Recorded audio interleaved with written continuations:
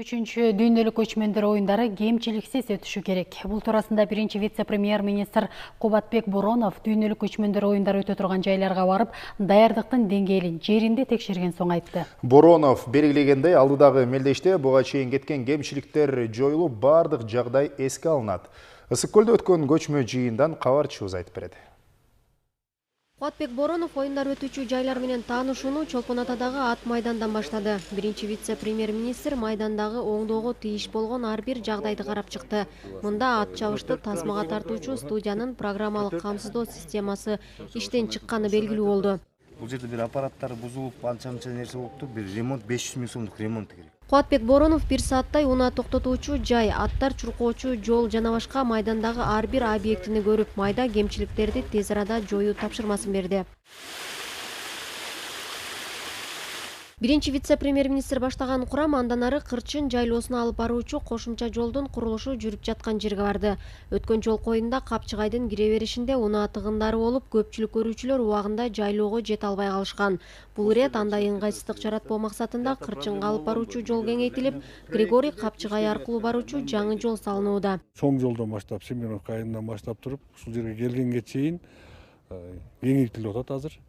Кеңейтилет. Андан сырткары көпүрө да кеңейтилет. Көпүрөдөн өтүп, аркы ушейлер менен кайра жолго түшүп кетиш үчүн дагы жол кеңейтилип. Кырчындын өзүндө 3-чү оюнда конокторго түзүлгөн шарттар менен таанышты. Бул жылы меймандардын көп келери күтүлүп жаткандыктан Кубатбек Боронов көрүүчүлөрдүн орундарын көбөйтүп, негизги сахнаны өзгөртүү тапшырмасын берди.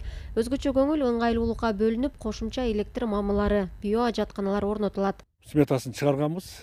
Ошол сметанын даже андан дагы кичине үнөмдөп туруп жасайлы деген ниет бар. Бул биринчиси. Экинчиси, мамлекеттин каражаты только ошол жана мамлекеттин каражатын кетирүүгө мүмкүнчүлүк болгон гана жумуштарга кетилет. Калгандардын бардыгы спонсорлордун, башка мына жардам бере тургандардын эсебинен жасалат. Оюн-зоок программалары быйыл бир топ өзгөчөлөнөт. Кырчында толугу менен көчмөндөрдүн жашоо образы түзүлөт. Келгендерге кызыктуу болушу үчүн шаарчанын ар бир бурчунда спорттук оюндар, концерттер уюштурулат жана түрдүү мамлекеттер өздөрүнүн маданий программаларын көрсөтүшөт. Жасалыштардын баары төбө орду менен өзгөрүлөт. 2016га дегеле окшошпогондой болот.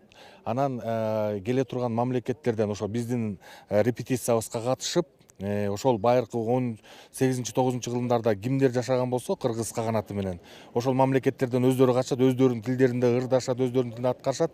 Мындайча айтканда бул жоопкерчиликтин дана нукура көчмөндөрдүн нукура жерине өткөнүн атабыз да. Көчмөндөр шаарчасына өлкөнүн бардык облус райондорунан өкүлдөр өздөрүнүн аймагынын чакан өзгөчөлүктөрүн көрсөтүшөт. Каждый городок будет примерно составлять 25 до 30 юрт. Ар бир шаарчада 20-дан 30га чейин боз үйлөр тигилет. Жалпысы 9 шаарча болот. Анын 7 облустан жана экөө 2 шаардын атынан. Ошондой эле чет элден келе турган жогорку даражадагы коноктор президенттер үчүн да орундарды салуу каралып жатат. Көчмө жыйындын жыйынтыгы менен кошумча кеңешмени Бишкекте өткөрүү чечими кабыл алынды. Кыска убакытта ар бир мекеме өзүнө тиешелүү багыт боюнча 3-чү дүйнөлүк көчмөндөр оюндарын уюштурууга карата даярдык иштеринин планын даярдашы керек. Бурулай Сурманкулова, Зарема Мусаева, Эсен Турабыкеев, Коомдук 1 канал.